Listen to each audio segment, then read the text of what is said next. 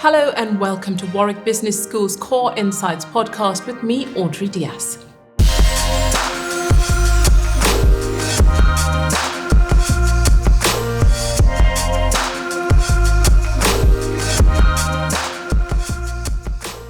Today, our attention turns to strategy in a post-COVID world. I'm joined by the perfect guest to discuss that topic. Christian Stadler is Professor of Strategic Management at Warwick Business School. And Warren East is the CEO of Rolls-Royce, one of the most prestigious brands in British business. Firstly, hello to you both. If I can start with you, Warren, how is Rolls-Royce coping with the uncertainty of COVID and the impact on global supply chains? To begin with, when COVID started affecting our business, which at the time was approximately 50% exposed to the world of commercial aerospace, then we saw 50% of our business just disappear over a period of about 3 weeks in March, April 2020. We had to basically get every piece of cost we could get under control, turn off our supply chain into that part of the business, because it was clear that whilst things would recover a little, they weren't going to recover very much. It's a long cycle business. So as we turn the taps off on our supply chain, unfortunately, there was a lot of inertia in that supply chain, and so money was still going out of the door, and we lost a lot of money last year, which meant we then had to respond with pretty radical actions to shore up our balance sheet, because not too many companies can cope with £4.5 billion just running out of the door, which is what happened to us in 2020. Since then, we've stabilized the business, done some capital raising, and also took on some additional debt to give us the liquidity to basically see this through as long as it's going to last. And the challenge is, of course, we don't really know how long it's going to last, and so that means give us a lot of liquidity and also get our costs into a position where we can basically sit it out, and that's what we've done. We took action in 2020, and during 2021 we've been following up on that. Meanwhile, the market has returned to an extent, and activity in that part of the business is now approximately 50% for where it was in 2019. And in other parts of our business, in shorter cycle parts of the business, we've in the last 6 months been seeing the supply chain challenges that you referred to in the question as well. And that's just another challenge to deal with. And of course, the pandemic world was a new world for all of us. I mean, how easy? Was it easy, firstly, to think about these changes, the strategies? What was that like?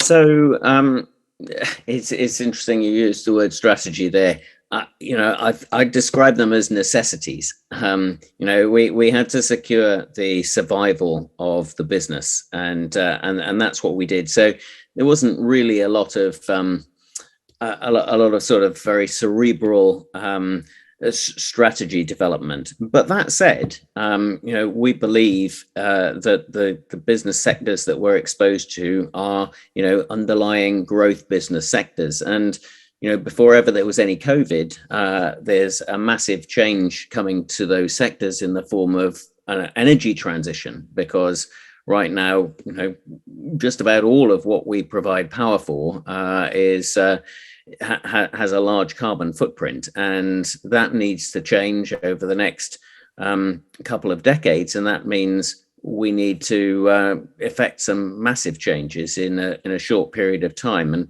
so, as well as dealing with the immediate crisis of COVID, now dealing with the supply chain challenge, we've also been putting in place the building blocks to really capitalize on that energy transition, actually, and turn it into a business opportunity. Professor Stadler, your latest book is on the subject of open strategy.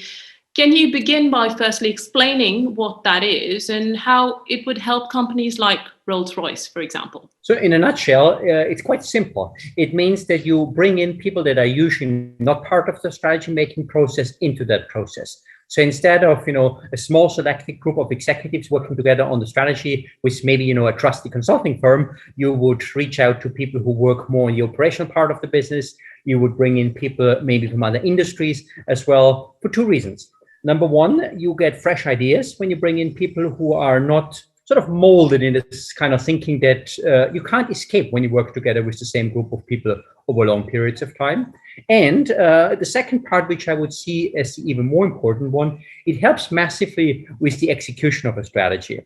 Because in the end, a strategy derails not because the headline is wrong. It typically derails because there's 100 small decisions that have to be taken throughout the entire business, and people don't necessarily understand all the bits and pieces, how it fits their particular challenge. Hence, you would bring them in.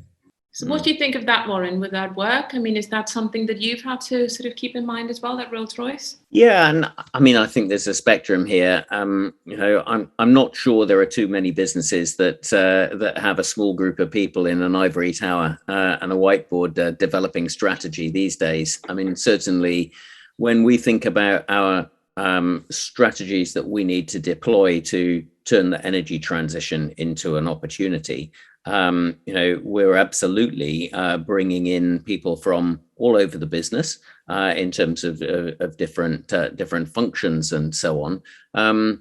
Obviously, that's done in conjunction with our current customer base, but it's done in conjunction with a myriad of external stakeholders as well.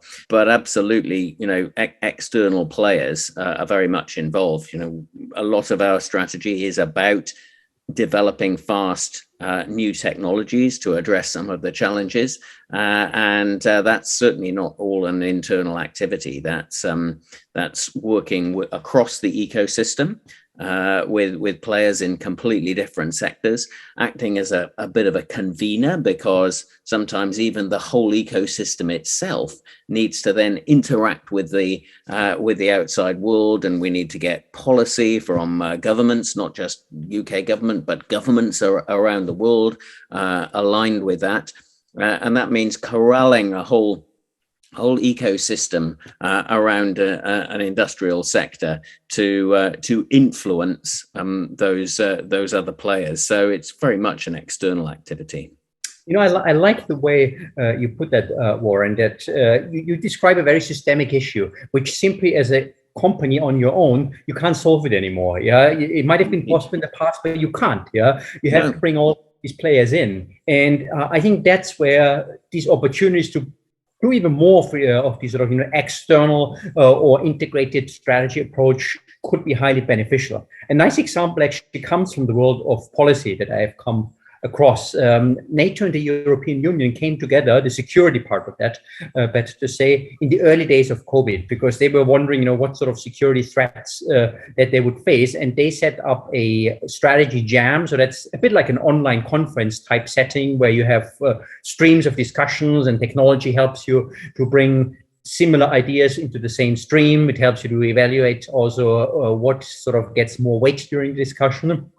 I talked to the most senior policymaker in the Pentagon who deals with NATO issues, and he was saying, bringing these, it was 2,800 people in their case, together in this jam, allowed them to move much faster than they would usually do in the policy world, because that's often the issue. Yeah, how do you kind of find agreement across multiple governments? In each of these countries, you have different layers of interests, and to sort of find common denominators is really difficult. And having everyone together, he said, works much better than the sort of usual way that they do things, where the assumption is, you work on something great, you work with your closest allies, and then afterwards you share with everyone and they will all love it, which in reality they don't. Yeah. So bring them into the conversation early. That's really helpful, he was stressing. Yeah, and I imagine in a situation like that, there is a very strong, compelling reason for all those people to get together. People could appreciate the urgency of the situation and so on. Of course, it's much more challenging over when you're dealing with something that is a much longer term thing. I mean, we need to get urgency into the ecosystems in which we play to embrace the energy transition, to develop new technology solutions, to develop the policies around those solutions to make them economically viable, and so on. But frankly, whether we do that today or next week or even next fourth quarter won't really make a massive difference. So trying to convince people to get together next week is a real challenge without that sort of urgency imperative.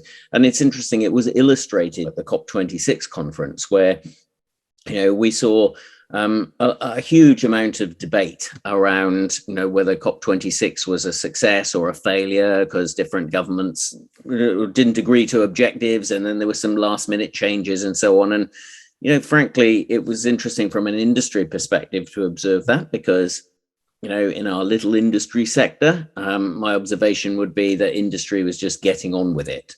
But the politicians were, inevitably going to, they were going to have some successes and some failures, because they just can't get the necessary convening together, even for something as important as climate change. I like your point about urgency a lot here. Clayton Christensen, who wrote this famous book about disruption, he was always stressing that disruption, you can frame it as an opportunity or you can frame it as a threat.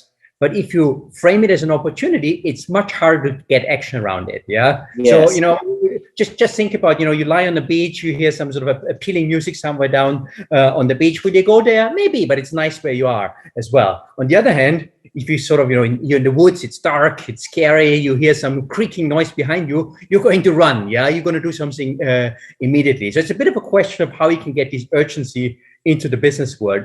Can I ask how you do that actually in Rolls-Royce? How can you create urgency around climate change in Rolls-Royce? Well, it's very interesting. And,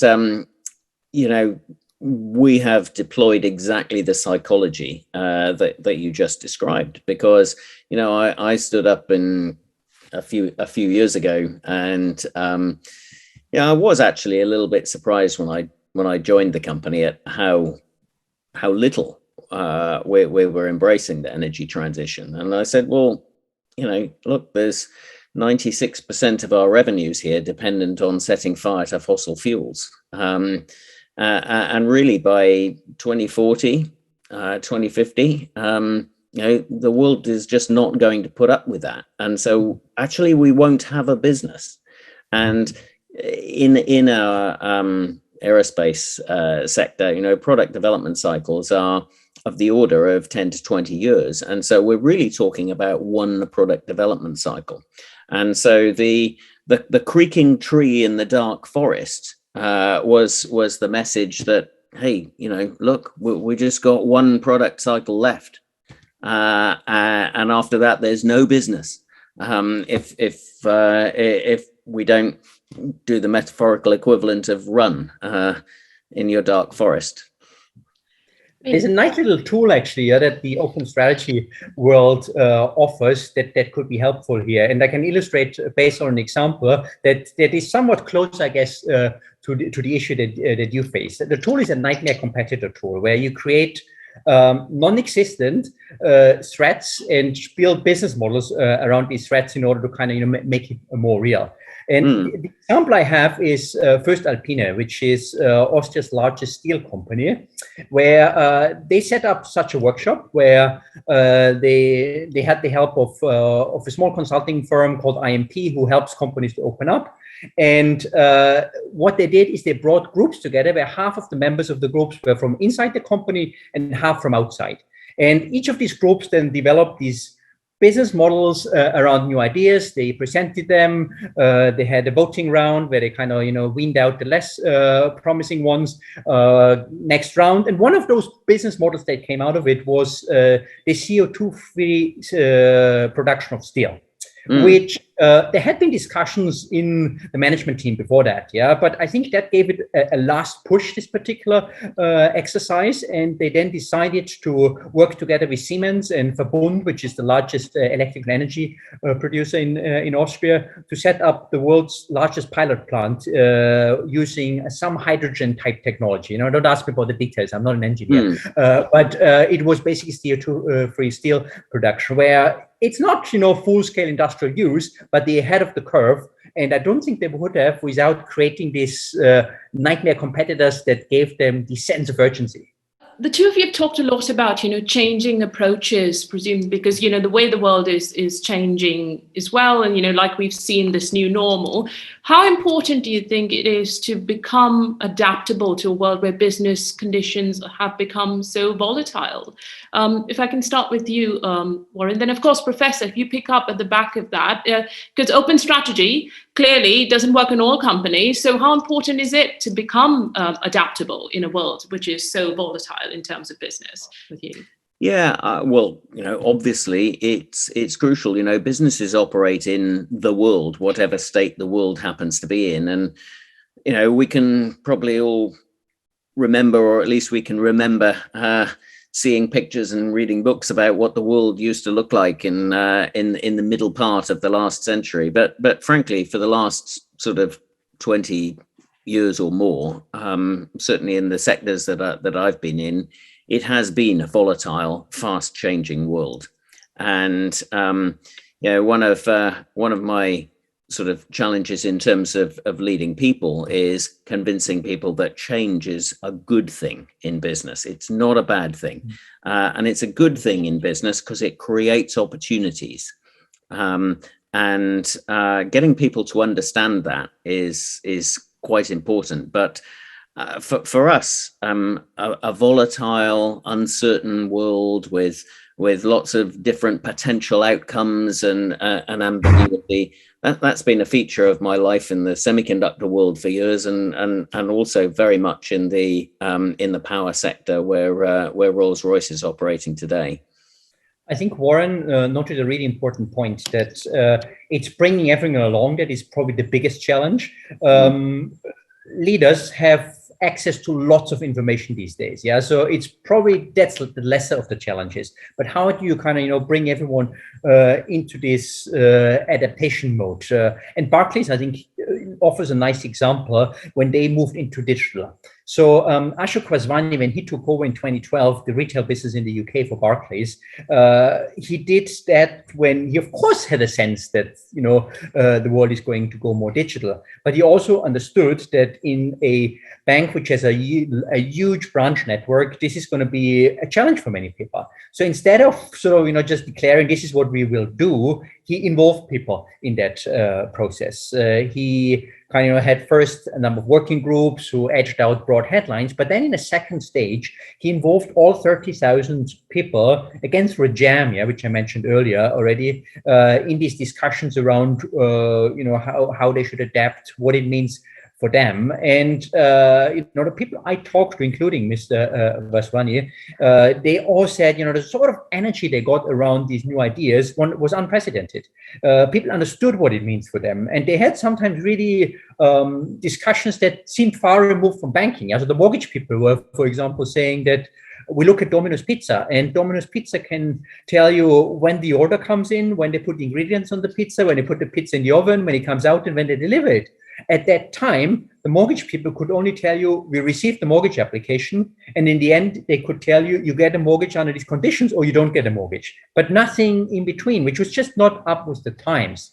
So as being part of that, whole thinking through process, people could already during the strategy making process get an idea of what it means for them, how they adjust, and it brought a lot of new initiatives straight out after the jam. So first mobile app was introduced, which quickly went up to 1 million users. Today with 9 million users, it's one of the most successful fintech products in the United Kingdom.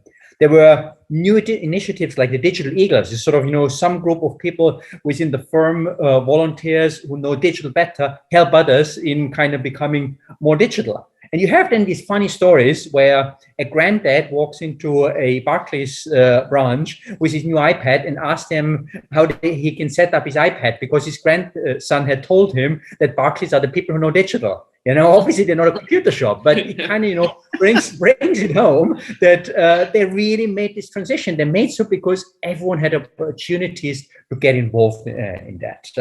That I think is one of the real beauties of opening up the strategy process. Are we optimistic that, that companies are prepared to adopt the sort of strategies that will be required to cope with this new world? Well, the other ones will just not be around afterwards. In that sense, we can always be optimistic. Exactly. Yeah.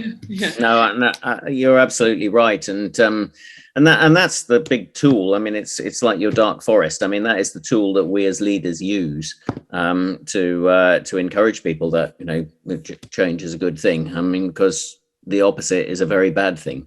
Right. I'd like to round up this discussion by asking you both for a couple of recommendations for further reading on this topic, so our audience get a chance to, get into your mindsets, as it were, apart from what they're going to be hearing here. So any recommendations? If I can start with you, Professor. Sure, a couple of books. Yeah, Margaret Heffernan, Uncharted, is a fantastic book, which also takes an approach that is very much aligned with my thinking, that you can't sort of plan everything with an algorithm, that things are much more sort of serendipitous and you need to be flexible. The other book, Gary Hamel's Humanocracy, which stresses, that you need to unleash the power of your people and give them enough autonomy that they can, bring up initiatives and do things. These are two books that I think you should definitely read. I know I asked a version of this question earlier, but I'm going to ask it again. Are we optimistic? Because things can't continuously. I mean, it's just been one of those whirlwind worlds, as it were, that we've been through recently, the times. Are we optimistic for businesses in the future? No, I'm optimistic. Yeah, I mean, the world has been through periods that were considerably darker than the one at the moment. Yeah, you had the two world wars, as the prime examples, but you also had, things like the oil crisis. So, things go in cycle. I'm sure things will look better again in future. Warren?